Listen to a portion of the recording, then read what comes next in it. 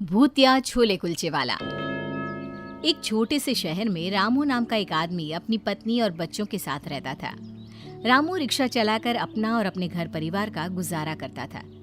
Ramu rickshaw चलाकर भी उतना नहीं कमा पाता था जिससे उसका घर का खर्चा ठीक से चल सके, जिसकी वजह से रामू की पत्नी संतो को लोगों के घरों में जाकर काम करना पड़ता था।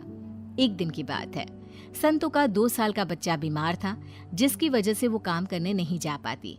और जब वो अगले दिन काम करने जाती है, कल क्यों नहीं आई काम करने? मालकिन जी, मेरा बच्चा बीमार था, इसी वजह से काम करने नहीं आ सकी। मालकिन गुस्से में संतो से कहती है, अगर तू इसी तरह छुट्टी करती रहेगी तो मैं तुझे काम पर नहीं रख सकती। ये ले अपने काम के पैसे और कल से काम पर आने की कोई जरूरत नहीं है। मालकिन जी, मुझे काम से मत निकालिए, मैं आगे से कभी छुट्टी नहीं करूंगी। मैं तुझे काम पर नहीं रखने वाली, जा। संतो का उसकी मालकिन पर कोई असर नहीं होता। वो वहां से रोती हुई अपने घर वापस आती है।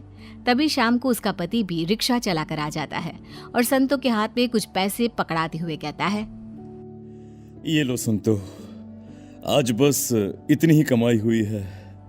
संतो रोते हुए अपने पति रामू को बताती है, आज मालकिन ने भी मुझे काम से निकाल दिया, अब घर का गुजारा कैसे होगा जी। इधर मुन्ना की भी तबीयत खराब है। ये कहते कहते संतो रोने लगती है। इसकी दवाई के लिए पैसे कहाँ से लाएंगे जी? रो मत, मैं कुछ ना कुछ और काम कर लिया करूंगा। तभी रामू के दिमाग में एक आइडिया आता है। क्यों ना हम छोले कुलचे की रेकड़ी लगा ले। मैंने स्कूल के बाहर बच्चे और बहुत सारे लोगों को छोले कुलचे खाते हुए देखा है। ठीक है जी, मैं छोले कुलचे बेचा करूंगी और तुम रिक्शा चलाया करना। और फिर अगले ही दिन रामू की पत्नी जल्दी उठकर छोले कुलचे बना लेती है और उन्हें अपनी रेहड़ी पर रखकर स्कूल के बाहर बेचने चली जाती है। तभी एक बच्चा संतो के पास आता है। आंटी, छोले कुलचे कितने के हैं? 20 रुपया बेटा। आंटी, एक प्लेट दे दीजिए ना। अभी देती हूँ बेटा। संतो उस बच्चे को एक प्लेट छोले कुलचे बनाकर देती है। छोले कुलचे खाकर बच्चा कहता है, आंटी, आपके छोले कुलचे तो बड़े ही स्वादिष्ट हैं। संतो बच्ची की बात से खुश हो जाती है। तभी उसके पास एक और आदमी छोले कुलचे लेने आता है और वो भी उससे छोले कुलचे मांगता है और खाने के बाद एक और प्लेट घर ले जाने के लिए पैक भी कराता है। अरे मुझे भी एक देना, एक प्लेट छोले कुलचे मेरे भी। संतो उसे एक प्लेट छोले कुलचे दे देती है और वो आदमी उसे पैसे देकर चला जाता है। ये देख संतो बड़ी खुश होती है। भगवान, ऐसे ही मेरे छोले कुलचे सबको पसंद आते रहे बस।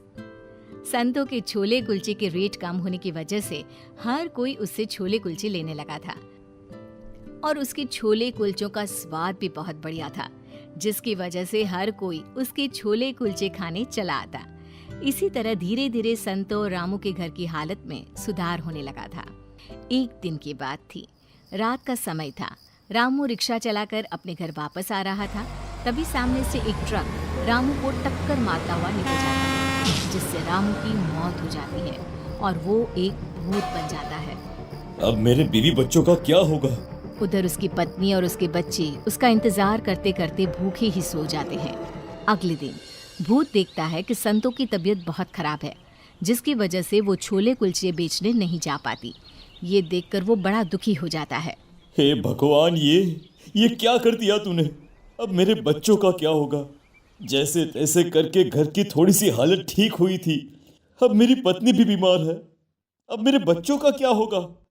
और अगली सुबह भूत वापस रामू बन जाता है और जैसे ही घर आता है तो संतो उसे देखकर रोने लगती है। तुम कहाँ चले गए थे जी? वो कल रात मैं वहीं सड़क पर रिक्शा में सो गया था, इसलिए मैं घर पर नहीं आ पाया। संतो की तबीयत ज्यादा खराब होने की वजह से वो छोले कुलचे बेचने नहीं जा पाती।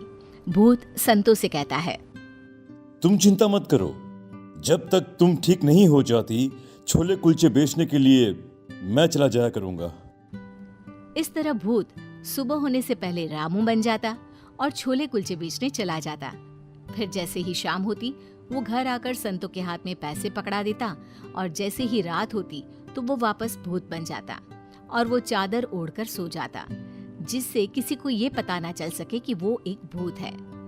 एक दिन भूत छोले कुलचे बनाकर उन्हें स्कूल के बाहर बेचने चला जाता है। देखते ही देखते रामू के सारे छोले कुलचे बिक जाते हैं। ये देखकर वो बड़ा खुश होता है।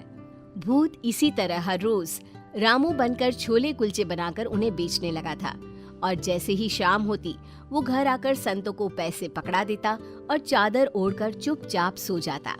ऐसे तो जल्द ही मेरे घर की गरीबी दूर हो जाएगी और मेरे बच्चों को किसी भी चीज की कमी भी नहीं होगी। इस तरह अब संतों के घर में पैसों की कोई कमी नहीं थी।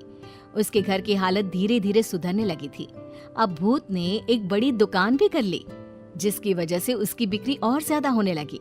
अब तो संतो भी बड़ी खुश थी कि उसे लोगों के घरों में काम नहीं करना पड़ता था। उसके बच्चे भी अच्छा खा पी रहे थे और एक अच्छा घर भी था उसके पास। एक दिन रामू का दोस्त रामू के घर आता है। भाभी जी, रामू के मरने का हमें बड़ा अफसोस है। तुम ये क्या बेखुदी बातें कर रहे हो? मेरे पति तो जिंदा है और क्यों उन्हें मार रहे हो तुम?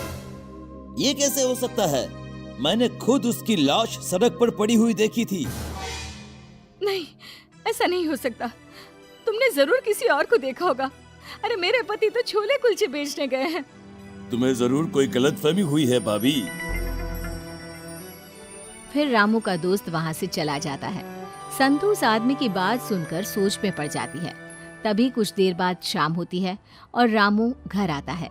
संतों के हाथ में खूब सारे पैसे पकड़ाकर सोने चला जाता है। कहीं इनके दोस्त ने जो बात कही थी वो सच तो नहीं होगी? जैसे ही रात होती है, संतो अपने पति की चादर हटाकर देखती है तो उसके होश उड़ जाते हैं। भूत! तुम भूत कैसे बन गए? यानी तुम्हारा दोस्त सही कह रहा था कि तुम मर चुके हो। हाँ, ट्रक के कुचलने की वजह से मेरी मौत हो गई थी, पर जब मैंने तुम्हें बीमार हालत में देखा तो मुझसे देखा नहीं गया और फिर मैं छोले कुलचे बेचने लगा, जिससे कि तुम लोगों को कभी किसी भी चीज की कोई भी कमी ना आ सके। अब तुम्हें कभी भी कोई भी चीज की कमी नहीं होगी। अब छोले कुलचे की दुकान बहुत ही अच्छी तरह से चलने लगी है। अब जब तुम लोगों को पता चल गया है तो मुझे जाना होगा, और वैसे भी अब तुम्हें किसी भी चीज की तकलीफ नहीं होगी। तुमने हमारे लिए कितना कुछ किया। भूत बनने के बाद भी हमारा अच्छे से ध्यान रखा। संतो, अब मुझे जाना होगा। अपने परिवार को सुखी देख रामू की आत्मा को मुक्ति मिल जाती है और वो वहाँ से हमेशा के लिए चला। ये कहानी एक छोटे से गांव नीलवाड़ा की है। वहाँ के लोग बहुत ही मिलनसार थे। छोटा सा गांव था। गांव क्या, एक परिवार